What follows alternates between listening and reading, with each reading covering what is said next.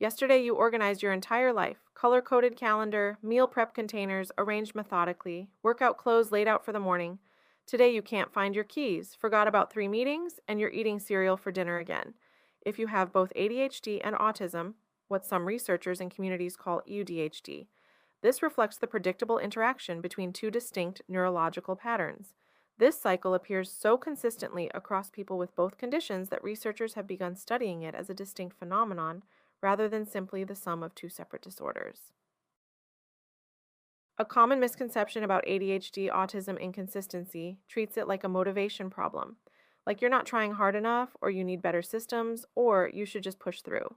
This explanation appeals to people because it suggests control. If it's about effort, you can fix it. If it's about discipline, you can build it. But the confusion around combined ADHD and autism stems from its paradoxical nature. You can have laser focus for 6 hours straight on something that interests you, then completely forget to eat lunch. You can remember every detail of a conversation from 3 weeks ago, but lose track of what you were saying mid-sentence. You can maintain a perfect morning routine for 2 months, then suddenly it just stops working.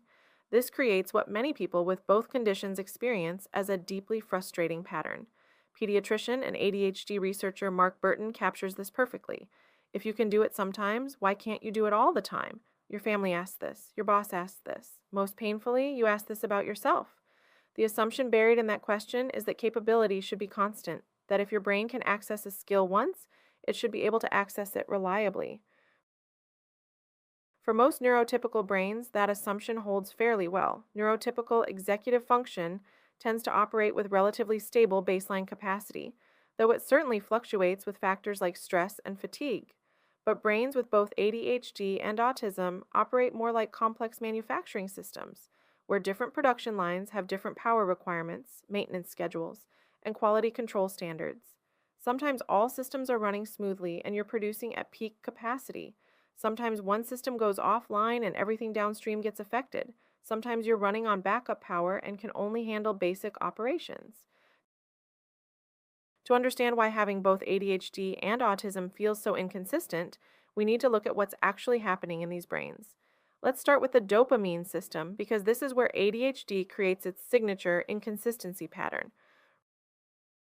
Russell Barkley's research on ADHD has shown that these brains have differences in dopamine regulation.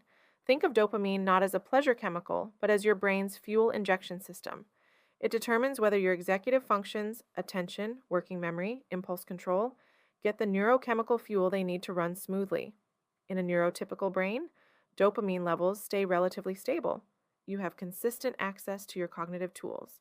But in an ADHD brain, dopamine fluctuates dramatically based on interest, novelty, urgency, and a dozen other factors. This creates what ADHD researcher Ellen Littman has described as variable executive functioning. Your capabilities aren't fixed, they're context dependent. Now layer in autism.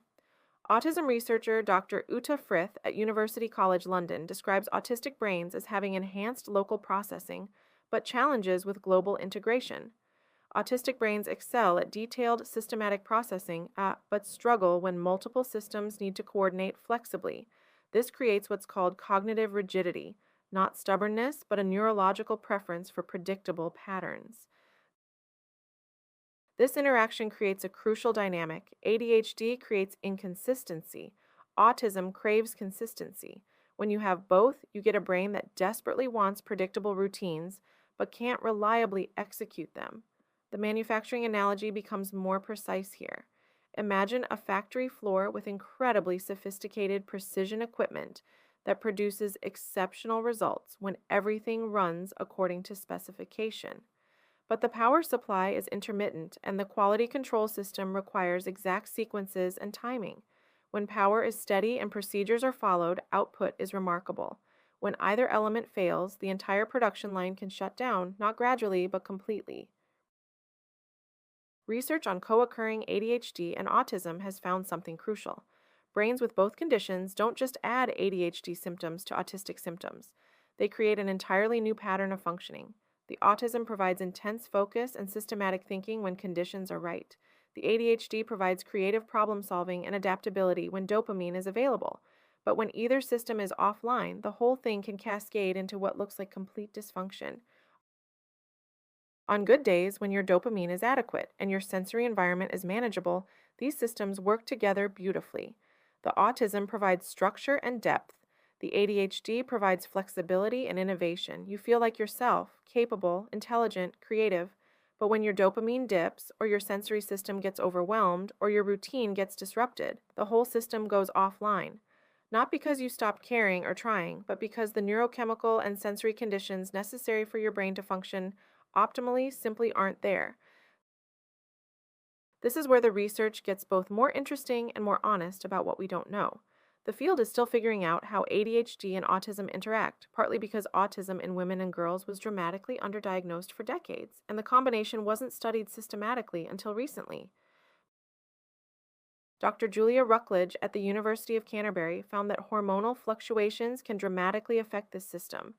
Many people with both ADHD and autism report that their inconsistency follows monthly cycles, with executive function crashing during certain hormonal phases. Estrogen affects dopamine production, so for people who menstruate, there's literally a biological cycle of more and less cognitive fuel available.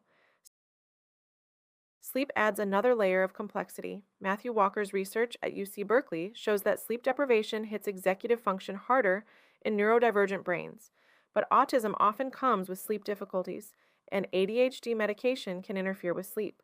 So you can end up in cycles where poor sleep worsens your ADHD symptoms, which makes it harder to maintain the routines that support good sleep. Then there's masking, the process of consciously suppressing autistic traits to appear neurotypical. Dr. Amy Pearson at the University of Sunderland found that masking requires enormous cognitive resources. If you're spending mental energy all day appearing neurotypical, you have less available for executive functions. This means your inconsistency might actually get worse in social or professional settings, where you feel pressure to mask. The replication crisis has touched this field too. Some early studies on the combination of ADHD and autism had small sample sizes and didn't control for gender differences. More recent research suggests the combination is more common than previously thought, with studies indicating significant overlap between the condition. But we're still learning about the mechanisms. What's genuinely unknown is whether there are subtypes of combined ADHD and autism with different inconsistency patterns. Some people report daily fluctuations, others have longer cycles, and some seem to have inconsistency that's triggered primarily by external stressors. The research simply hasn't caught up to the lived experience yet.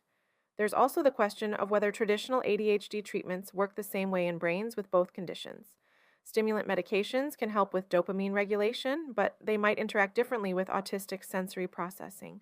Some people report that medication helps their executive function but makes sensory overwhelm worse, creating new types of inconsistency. So what does this mean for actually living with a brain that has both ADHD and autism? First, it means your inconsistency isn't a character flaw or a failure of willpower. It's the predictable result of having two neurological systems with different needs trying to work together in a world designed for neither of them. This reframes the whole problem. Instead of asking, how do I become more consistent, the better question becomes, how do I work with my brain's natural patterns? Andrea Hernandez, an ADHD coach, puts it perfectly. The goal isn't eliminating inconsistency. It's reducing the cost of falling off routine and getting better at getting back on. Practically, this means building what researchers call flexible structure. Traditional advice says to create rigid routines and stick to them. But brains with both ADHD and autism need routines that can bend without breaking. This might mean having 3 different morning routines, one for high energy days, one for low dopamine days, and one for sensory overwhelm days. It means recognizing your early warning signs. Many people with both conditions report they can sense when their system is about to go offline. Maybe they start losing things more often, or they feel more sensitive to sounds, or they start avoiding tasks that usually feel manageable. These aren't character weaknesses, they're neurological weather reports. The research on self-compassion by Dr. Kristen Neff at UT Austin is particularly relevant. She found that self-criticism actually worsens executive function problems by adding shame and stress to an already overwhelmed system. For brains with both ADHD and autism, self-compassion isn't just nice. It's functionally necessary for cognitive performance. This also changes how you communicate with others about your needs. Instead of apologizing for being inconsistent, you can explain that your brain has variable access to certain capabilities, and you're learning to work with that reality rather than against it. This isn't making excuses, it's accurate neuroscience.